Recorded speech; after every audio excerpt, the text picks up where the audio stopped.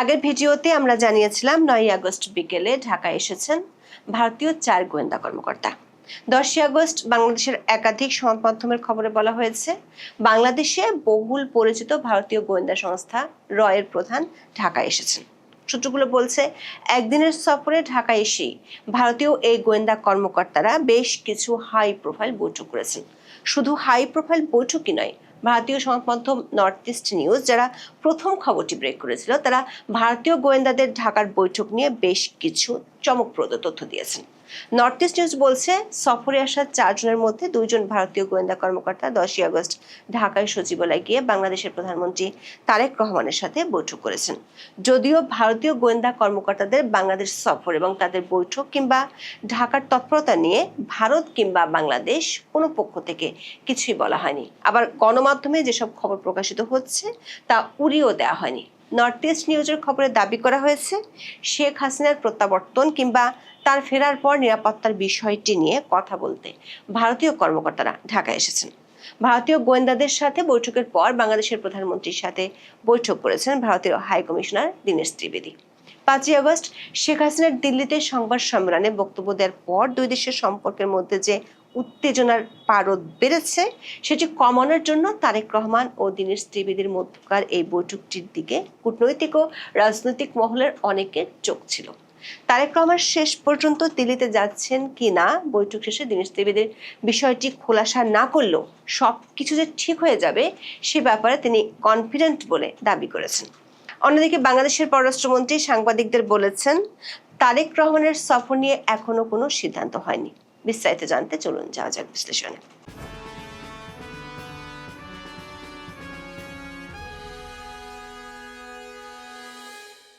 ভারতীয় গোয়েন্দা সংস্থার কর্মকর্তারা যে ঢাকায় এসেছেন সেই খবর প্রথম প্রকাশ করেছিল দেশটির সংবাদ মাধ্যম নর্থ ইস্ট নিউজ।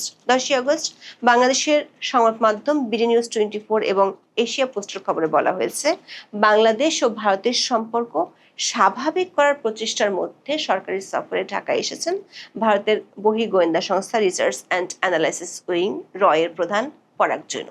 পরাগ জৈন রয়ের সচিবের দায়িত্ব পালনের পাশাপাশি ভারতের স্পেশাল প্রোটেকশন গ্রুপ বা এসপিজির বিশেষ সচিব হিসেবেও দায়িত্ব পালন করছেন। ঢাকা সফরে তার সঙ্গে রয়েছেন আশ্বিন মুকুন্দ কোটনিস, রাহুল নেগি এবং শৈবাল রায় চৌধুরী। যদিও ভারতীয় প্রতিনিধি দলের এ সফর নিয়ে বাংলাদেশ বা ভারত কোনো দেশই আনুষ্ঠানিকভাবে কোনো তথ্য প্রকাশ করেনি। তবে নর্থ ইস্ট নিউজের 10ই আগস্টের খবরে বোমা ফাটানোর তথ্য দেওয়া হয়েছে।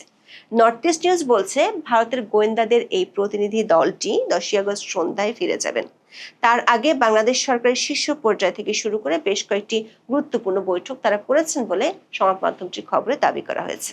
বলা হয়েছে, ভারতীয় নিরাপত্তা কর্মকর্তাদের এই 4 সদস্যের দলটি মূলত বাংলাদেশে এসেছে বাংলাদেশের সাবেক প্রধানমন্ত্রী শেখ হাসিনার বাংলাদেশে ফেরার বিষয়টি নিয়ে আলোচনা করার জন্য। যে 4 জন এসেছেন তাদের মধ্যে 2 জন সিনিয়র কর্মকর্তা 10ই আগস্ট সকালে সচিবালয়ে বাংলাদেশের প্রধানমন্ত্রী তারেক রহমানের সঙ্গে তার কার্যালয়ে সাক্ষাৎ করেন। আবার এরপর তারেক রহমানের সাথে পূর্ব নির্ধারিত বৈঠক করেছেন বাংলাদেশে নিযুক্ত ভারতীয় হাই কমিশনার দীনেশ ত্রিবেদী। বাংলাদেশ সচিবালয় নিরাপত্তার দায়িত্বে থাকা একটি সূত্র আমাদেরকে নিশ্চিত করেছে, দীনেশ ত্রিবেদীর সাথে বৈঠকের আগে প্রধানমন্ত্রীর সাথে 3 সদস্যের একটি দল সাক্ষাৎ করেছিলেন। তবে সূত্রটি অতিথিদের পরিচয় প্রকাশ করেনি। নর্থ ইস্ট নিউজের খবরে আরো বলা হয়েছে, বাংলাদেশে পৌঁছানোর পরপরই ঢাকার গুলশান পাড়ার একটি হোটেলে ভারতীয় গোয়েন্দারা বাংলাদেশের হাই অফিসিয়ালদের সঙ্গে বৈঠক করেন। ওই বৈঠকে ছিলেন ভারতীয় 2 কর্মকর্তা। নর্থ ইস্ট নিউজ যে খবর দিচ্ছে তার মূল কথা হলো, শেখ হাসিনার বাংলাদেশের প্রত্যাবর্তনকে ঘিরে বাংলাদেশের সর্বোচ্চ পর্যায়ে কথা বলতে ভারতের সর্বোচ্চ পর্যায়ের গোয়েন্দা কর্মকর্তারা ঢাকায় জটিকা সফরে এসেছেন।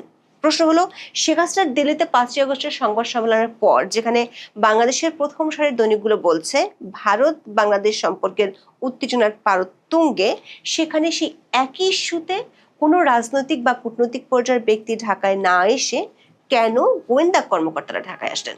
সংশ্লিষ্ট একটি সূত্র বলছে, শেখ হাসিনার ঢাকায় ফেরার বিষয়টি রাজনৈতিক সমঝোতার মাধ্যমে হওয়ার সম্ভাবনা সবচেয়ে বেশি। সেটি হলে বাংলাদেশের সাবেক প্রধানমন্ত্রী বাংলাদেশে ফেরার পর তার নিরাপত্তার বিষয়টি সবচেয়ে গুরুত্বপূর্ণ ইস্যুগুলোর মধ্যে একটি। নর্থ ইস্ট নিউজের খবরে এই বিষয়টির প্রতি ইঙ্গিত করা হয়েছে।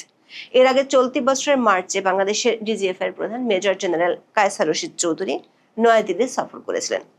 এই সফরটি দুই দেশের মধ্যে রাজনৈতিক পট পরিবর্তনের পর নিরাপত্তা সহযোগিতা পুনরুজ্জীবিত করার একটি গুরুত্বপূর্ণ পদক্ষেপ হিসেবে বিবেচিত হয়। তখন ভারতের সামরিক গোয়েন্দা প্রধান লেফটেন্যান্ট জেনারেল আর.এস. রমনের সঙ্গে দীর্ঘ বৈঠক করেছিলেন মেজর জেনারেল কায়সার রশিদ চৌধুরী।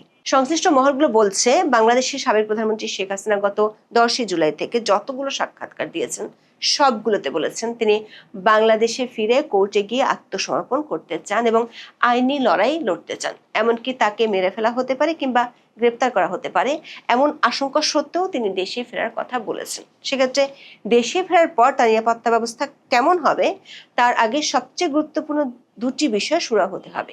একটি হলো শেখ হাসিনা কিভাবে বা কোন স্ট্যাটাসে ফিরবেন, মানে তার কি প্রত্যর্পণ হবে নাকি তিনি প্রত্যাবর্তন করবেন।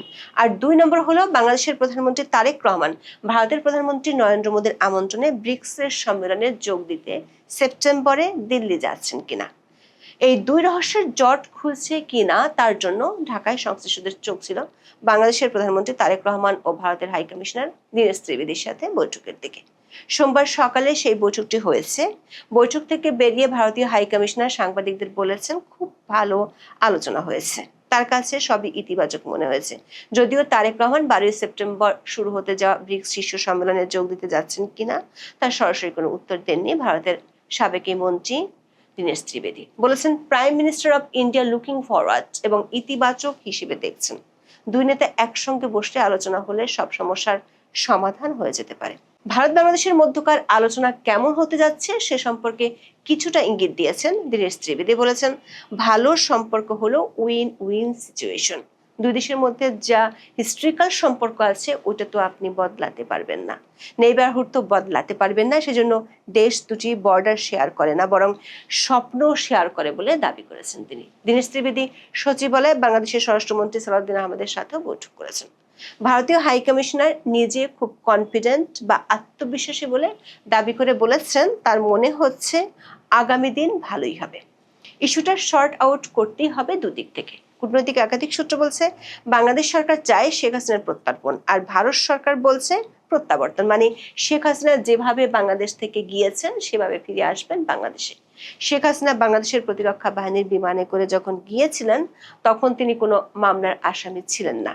ভারতীয় সংবাদ মাধ্যম দ্য ওয়ালের খবরে বলা হয়েছে, ঢাকার দাবি হলো সাবেক প্রধানমন্ত্রীকে একজন সাজাপ্রাপ্ত আসামি হিসেবে ভারতের পুলিশ গ্রেপ্তার করে বাংলাদেশের হাতে তুলে দিক। ভারত ও বাংলাদেশ সরকারের দুই পক্ষের এই প্রত্যর্পণ এবং প্রত্যাবর্তনের বিষয়টি আমরা আগের ভিডিওতে উল্লেখ করেছিলাম।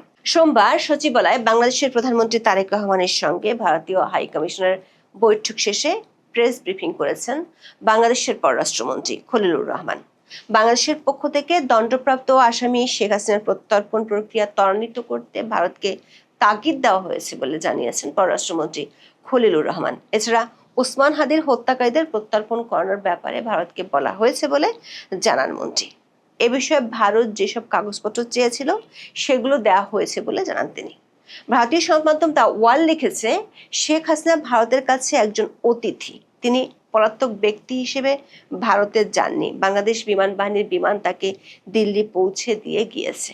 এমন একজন ব্যক্তিকে প্রত্যর্পণ চুক্তি মেনে হস্তান্তর সম্ভব নয়। নয়াদিল্লির তরফে সে কথা একাধিকবার বাংলাদেশ কর্তৃপক্ষকে জানানো হয়েছে।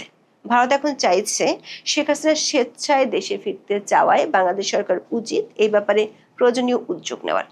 নয়াদিল্লি এই ব্যাপারে ঢাকার কাছে 3টি বিষয় প্রত্যাশা করে। 1, শেখ হাসিনাকে দেশে ফেরার জন্য প্রয়োজনীয় ট্রাভেল পাস ইস্যু করুক ঢাকা। 2, শেখ হাসিনার নিরাপদে স্বদেশ প্রত্যাবর্তন নিশ্চিত করা। 3, ফেরার পর শেখ হাসিনা যেন আদালতে ন্যায় বিচার পান তার নিশ্চয়তা দেওয়া। নর্থ ইস্ট নিউজ এবং দ্য ওয়াল দুটি সংবাদ মাধ্যমের খবরে বলা হয়েছে, বাংলাদেশে যে ভারতীয় হাই প্রোফাইল গোয়েন্দা কর্মকর্তারা এসেছেন তারা দিল্লিতে ফিরে গিয়ে রাজনৈতিক নেতৃত্বকে গোটা বিষয়টি সম্পর্কে অবহিত করবেন। নর্থ ইস্ট নিউজ বলছে, ভারত ও বাংলাদেশের মধ্যে কূটনৈতিক অচলাবস্থার কারণে 4 সদস্যের একটি কর্মকর্তার দল ঢাকায় পাঠানোর সিদ্ধান্ত নেওয়া জরুরি ছিল।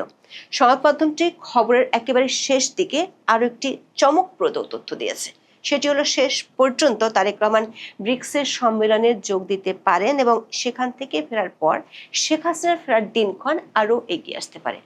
তবে নর্থ ইস্ট নিউজের শেষ দিকের এই তথ্যটি আমরা নিজস্ব সূত্রে স্বাধীনভাবে যাচাই করতে পারিনি। তা সত্ত্বেও কূটনৈতিক একটি সূত্র নিশ্চিত করেছে, দীনেশ ত্রিবেদীর সাথে তারেক রহমানের বৈঠকে 4টি বিষয় নিয়ে আলোচনা হয়েছে। তার মধ্যে একটি বিষয় রাজনৈতিক, একটি পানি বন্টন সংক্রান্ত এবং আরেকটি বাণিজ্য ও জ্বালানি সংক্রান্ত। আর এসব ইস্যুর পরিণতি যে দিল্লি সফরে গিয়ে ঠেকবে সেটিও বৈঠকে আলোচনা হয়েছে বলে সূত্রটি নিশ্চিত করেছে। বাংলাদেশের পররাষ্ট্রমন্ত্রী খলিলুর রহমানের কাছে ঢাকায় সাংবাদিকরা প্রশ্ন রেখেছিলেন, ভারতের সঙ্গে কবে নাগাদ সম্পর্ক স্বাভাবিক হবে। ভারত বাংলাদেশের প্রধানমন্ত্রীকে 2 দফা দাওয়াত দিয়েছেন, 1 দফা বিমস্টেকে আর 1 দফা দ্বিপক্ষীয়। আপনারা কি এই দাওয়াতের কোনোটা গ্রহণ করবেন? জবাবে পররাষ্ট্রমন্ত্রী খলিলুর রহমান বলেন, প্রথম কথা হচ্ছে তিনি গণক নন, সুতরাং বলতে পারবেন না কবে নাগাদ সম্পর্ক স্বাভাবিক হবে।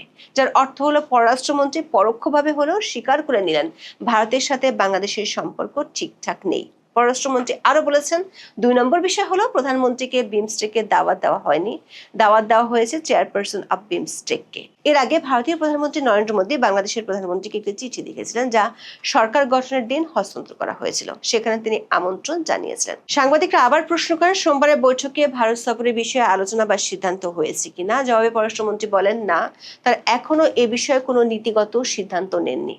সবশেষ 2 দেশের সম্পর্ক এগিয়ে নিয়ে যাওয়ার জন্য যে পরিবেশ প্রয়োজন সেই পরিবেশ সৃষ্টির ব্যাপারে গুরুত্বারোপ করা হয়েছে বলে জানান পররাষ্ট্রমন্ত্রী। যার অর্থ হলো বাংলাদেশের তারেক রহমানের বিদেশ সফরের সম্ভাবনা পুরোপুরি খারিজ করে দেননি বাংলাদেশের পররাষ্ট্রমন্ত্রী। এখন এ পর্যন্ত। সবাই ভালো থাকুন, সুস্থ থাকুন, নিরাপদে থাকুন। দেখা হবে আগামী পর্বে।